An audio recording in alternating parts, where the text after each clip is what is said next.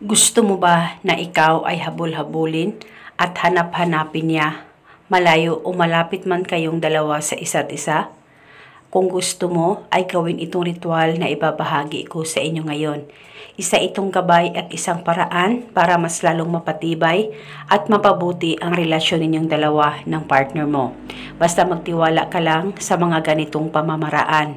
Pwede mo ito gawin sa kahit na anong araw o oras na gusto mo. Ang gagawin mo lamang, kumuha ka ng garapon na may takip at lagyan mo ito ng asukal. White o brown sugar ay pwedeng gamitin.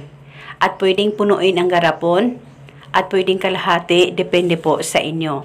At pagkatapos, kumuha ka ng papel at panulat, isulat ito sa papel. Pangalan at apelyido niya, ako lamang ang habul-habulin at hanap-hanapin mo. Isulat mo lamang ito ng 3 beses. At pagkatapos, i-roll o itupi ang papel at saka ibaon ito sa asukal na inihanda mo na nasa garapon. At pagkatapos mo nang mabaon, hawakan ang garapon sa 2 kamay mo, ilapit sa baba mo, pakaisipin mo siya ng mabuti at banggitin mo lamang ang nakasulat sa papel ng 3 beses, pangalan at apelyido at iyong hiling. At pagkatapos, pwede mo nang takpan ang garapon at itago sa safe na walang makakakita at makakaalam. Pwedeng itago ito sa damitan mo at itago ito pang matagalan.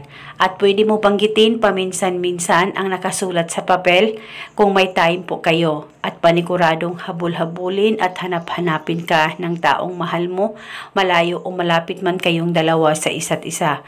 Basta tiwala lang, gawin sa mabuti at hilingin ng buong puso. At huwag kalimutang palaging magdasal at manalangin.